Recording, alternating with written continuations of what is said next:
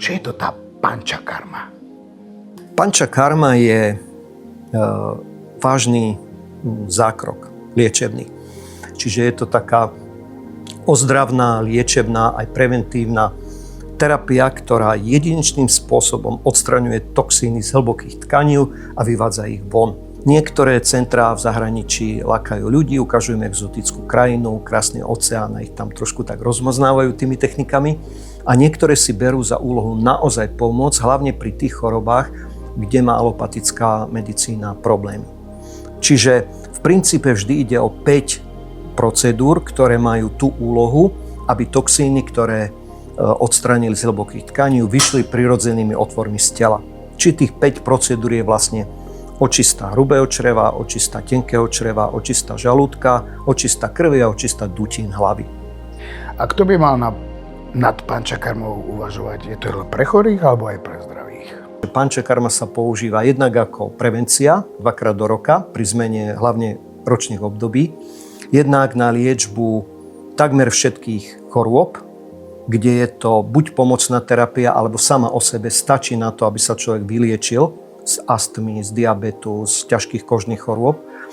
A používa sa aj ako omladzovacia procedúra, lebo Ayurveda, India nám dala samozrejme okrem Ayurvedy napríklad aj Kama Sutru. Pančakarma má význam vtedy, keď lekár zdiagnostikuje človeka a navrhne presne tie časti pančakarmy, ktoré na danú diagnózu, dané ročné obdobie a danú konštitúciu Vata Pitta Kapha človeka patria. A aké sú najčastejšie predsudky alebo mýty, s ktorými sa stretávate? Najčastejšie mýty sú tie, že ľudia očakávajú od pančakarmy nejaký ako len super príjemný zážitok. Ďalší je, že vedie to indická medicína. Tá Ayurveda síce bola zaznamenaná v Indii, odtiaľ sa ju teraz učíme, ale Ayurveda má zákonitosti úplne, ktoré sa dajú aplikovať, keď ich poznáme, tie princípy, tie vlastnosti všade. Ona je globálna. Takže nie je to niečo špeciálne indické. Pančakarma, keď hovoríme o pančakarme, sa dá robiť v akejkoľvek krajine v správnom čase a rôznymi prostriedkami. Nemusia to byť len tie, ktoré ľudia poznajú z pobytov v Indii.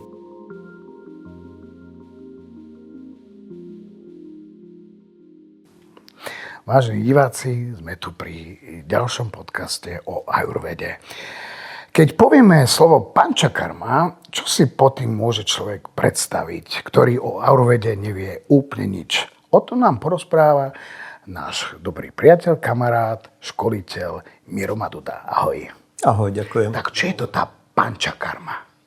Človek, ktorý o Ayurvede nevie nič, si predstaví predovšetkým celebrity Slovenska, lebo tie všetky už spropagovali pančakarmu, lebo chodia dámy do Sri Lanku, do Indie na tie okrašľujúce, omladzujúce pobyty.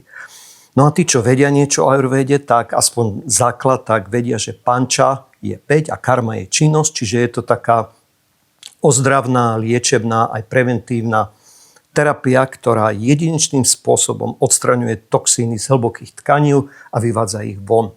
Je vymakaná, volá sa aj chirurgia bez skalpela a má najviac tzv. Klinických testov na svete, lebo sa vykonáva 1000 ročia v krajine, ktorá má najvyššiu populáciu. A prečo je pančakarma považovaná za taký základ ayurvedského liečebného systému? V čom sa líši od bežných detoxov, ktoré poznáme zo západného sveta? Líši sa predovšetkým v tom, že dokáže odstrániť, ako som už spomínal, tie toxíny z hlbokých tkaní, ktoré sú príčinou väčšiny ochorení. Premysleným spôsobom. Nie je to len očista čreva alebo pečenie, ako sa u nás obvykle robí. Je to hĺbková očista. Vykonáva sa podľa diagnózy 1, 2, 3, 5 alebo aj 7 týždňov v kuse. Podľa toho, ako človek naozaj je zatoxikovaný, aký typ zdravotného problému rieši. Takže jej odlišnosť spočíva v tej prirodzenosti a v tom, že sa používajú byliny, používajú sa terapie, o ktorých vám môžem porozprávať. Je to taká prirodzená očista. Aha, a môžete poslucháčom priblížiť, ako konkrétne prebieha pančakarma, čo človek zažije? Ako sa určuje, ktorá z 5 procedúr je pre pacienta vhodná? Pančakarma je vážny zákrok liečebný. Nie je to nejaké rozmaznávanie, hladkanie človeka. Sú aj také, podľa toho, ktoré centrum si zobere akú prioritu, že ide robiť. Niektoré centrá v zahraničí lakajú ľudí, ukazujú im exotickú krajinu, krásny oceán a ich tam trošku tak rozmaznávajú tými technikami. A niektoré si berú za úlohu naozaj pomôcť, hlavne pri tých chorobách, kde má alopatická medicína problémy. Čiže v princípe vždy ide o 5 procedúr, ktoré majú tú úlohu, aby toxíny, ktoré odstránili z hlbokých tkaní, vyšli prirodzenými otvormi z tela. Či tých 5 procedúr je vlastne očista hrubého čreva, očista tenkého čreva, očista žalúdka, očista krvi a očista dutín hlavy. A kto by mal nad pančakarmou uvažovať? Je to pre chorých alebo aj pre zdravých? Pančakarma je zdokumentovaná. Je veľmi veľa výsledkov pančakarmových pobytov a terapií zdokumentovaných a priznaných alopatickou medicínou v tých karentovaných medicínskych časopisoch. Z pôvodných textov ajurvedských vyplýva, že pančakarma sa používa jednak ako prevencia 2-krát do roka pri zmene hlavne ročných období, jednak na liečbu takmer všetkých chorôb, kde je to buď pomocná terapia, alebo sama o sebe stačí na to, aby sa človek vyliečil z astmy, z diabetu, z ťažkých kožných chorôb.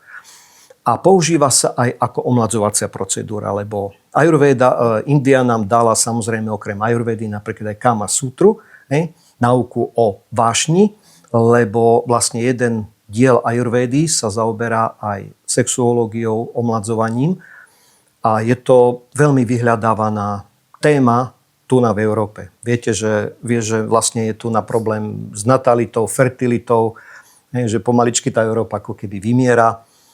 No a pančakarma vlastne rieši veľmi veľa zdravotných problémov a keď som spomenul na konci to omladzovanie, tak je omladzovanie znútra. A existujú prípady, kedy sa aj pančakarma neodporúča? Áno, sú určité diagnózy, kedy nie je vhodná, tehotenstvo, pokročilá rakovina a ďalšie. A aké je podľa vás najväčšie riziko alebo najväčšia chyba, ktorú ľudia robia, keď sa rozhodnú pre pančakarmu? Najväčšia chyba je, že si to vyberajú z katalógu, ako sú zvyknutí v Tesku si vyberať potraviny. Kamarátka mala takú perfektnú olejovú masáž a ja chcem. Pančakarma má význam vtedy, keď lekár zdiagnostikuje človeka a navrhne presne tie časti pančakarmy, ktoré na danú diagnózu, dané ročné obdobie a danú konštitúciu Vata Pitta Kapha človeka patria. Takže nie je to niečo také, ako idem do wellnessu a vyberiem si nejakú indickú masáž alebo nejaký bazénik. A čo je tá jedna vec, na ktorú by si mali dať najväčší pozor? Ľudia, ktorí idú na pančakarmu. Najväčší pozor by si mali dať na to, že pančakarma je síce terapia, ktorá sa vykoná v určitom časovom úseku, ale ten spôsob ozdravovania, ktorý lekár vysvetlí človeku na pančakarme, on by mal robiť doma ďalej. Nie je to tak, že rok žijem halabala bez znalosti ajurvédy a potom idem na pančakarmu a robte so mnou niečo.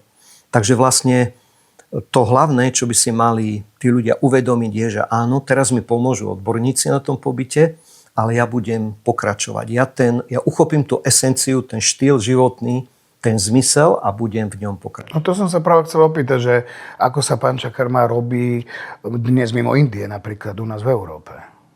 U nás v Európe sa pančakarma robí tak, že niektoré centrá majú niektoré z pančakarmy vybrané techniky a robí sa aj kompletná pančakarma v Maďarsku, v Rakúsku alebo aj v iných krajinách. A má to svoje výhody, má to svoje určité ako keby nevýhody. A aké sú najčastejšie predsudky alebo mýty, s ktorými sa stretávate? Najčastejšie mýty sú tie, že ľudia očakávajú od pančakarmy nejaký ako len super príjemný zážitok. Ďalší je, že vedie to indická medicína.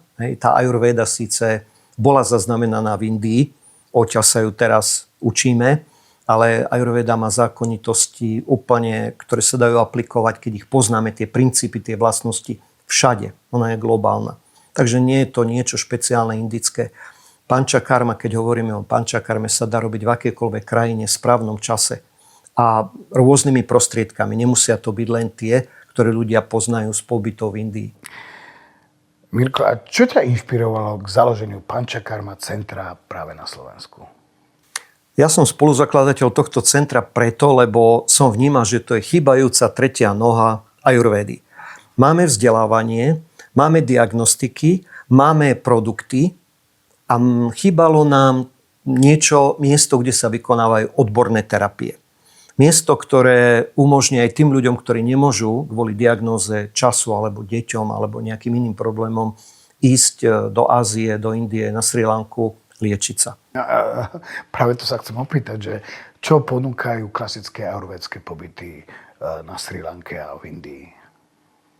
Sú rôzneho druhu, rôznej kvality. V princípe tie dobré v Kerale v Indii ponúkajú veľmi kvalitnú medicínsku starostlivosť a ponúkajú exotiku.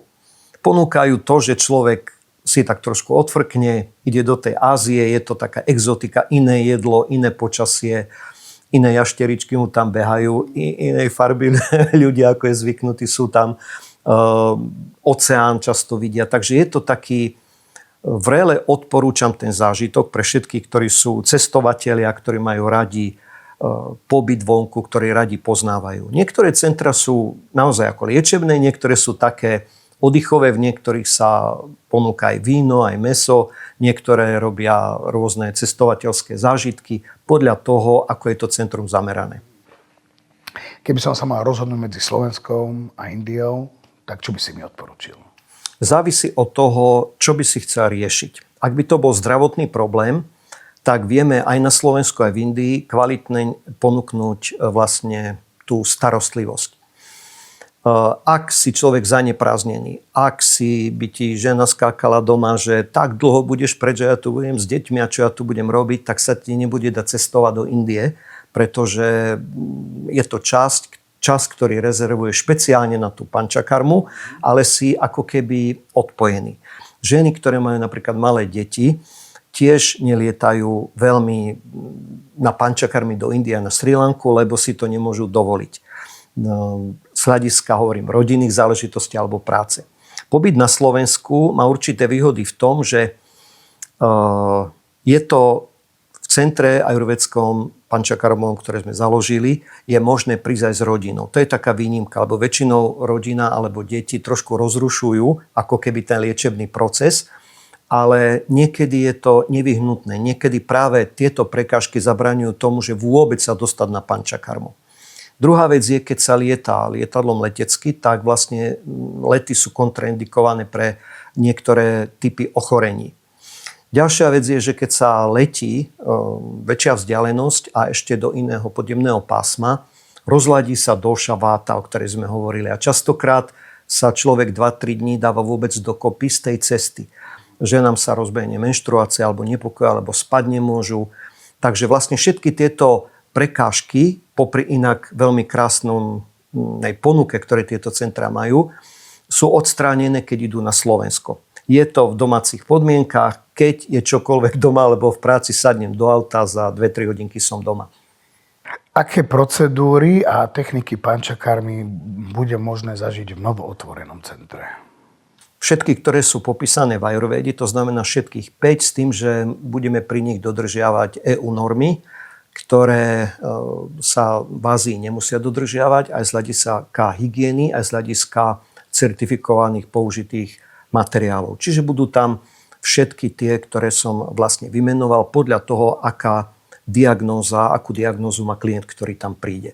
Naviac od ostatných dostanú ajurvédske vzdelávanie ako bonus a pred odchodom bude im dokonale vysvetlené, ako majú ďalej pokračovať. Ten proces nekončí, dneska končím pančakarmu, zajtra už je niečo iné. Aha. A ako bude pobyt vyzerať v praxi? Čo môže klient očakávať počas niekoľkých dní u vás? Klient má možnosť po konzultácii s lekárom vybrať si dĺžku pobytu. Lekár navrhne, ktoré procedúry sú vhodné pre jeho diagnózu alebo pre jeho dóše. Klasický deň, taký obvyklý, začína ranou jogou, potom sú špeciálne raňajky vybraté, navrhnuté a uvarené v našom centre, kvalitnými indickými kuchármi, vyškolenými podľa diagnózy. Potom nasledujú terapie. Každý absolvuje niekoľko predpísaných terapií počas dňa. Obed, odpočinok, večera. Každý deň je sledovanie progresu. Každý deň lekár rozpráva s klientom, ako sa mu darí, ako sa cíti. Merajú sa niektoré fyzické parametre, fyziologické. No a na konci je poučený, čo presne má robiť. Odchádza od nás človek ozdravený, očistený a vzdelaný. A budú súčasťou aj doplnkové aktivity, ako yoga, meditácie, strava podľa ajurvédy? Veľmi veľký záujem je práve o varenie, a o kurzy varenia. Takže my zaraďujeme aj v rámci pobytu, vlastne dostanú aj skripta, aj videjka tí ľudia, čo majú robiť. A špeciálne tá disciplína v ajurvede sa volá ahara čikitsa, znamená to liečba jedlom. To je náuka, kto má aké jedlo jesť. Na to robíme špecializované kurzy v našej škole ajurvédy. A je pobyt vhodný len pre ľudí s konkrétnymi zdravotnými ťažkosťami, alebo aj pre tých, ktorí chcú len preventívne posilniť zdravie? Moduly, o ktoré najviac sa ľudia zaujímajú, je práve detoxikácia, chudnutie a omladzovanie a imunita. To sú také najrozšírenejšie moduly. Čiže ako sa píše v pôvodných textoch, pančakarmu by mal človek vykonávať 2-krát do roka. Takže preventívna časť je veľmi vhodná, je ozdravná a omladzovacia. A ešte je niečo dôležité, čo sme zabudli povedať? Niečo také najdôležitejšie? Určite áno, že takéto centrum nájdete na Slovensku v Demenovej, Demenová rezort. Nájdete ho aj na našej stránke Škola ajurvédy a ste všetci srdečne vítaní. A veľmi pekne ďakujem za cenné informácie, ktoré nám priniesol pán Mirko Madoda o pančakarme a ajurvede ako takej a dúfam, že sa vidíme pri ďalšom podcaste. Ďakujem za pozvanie.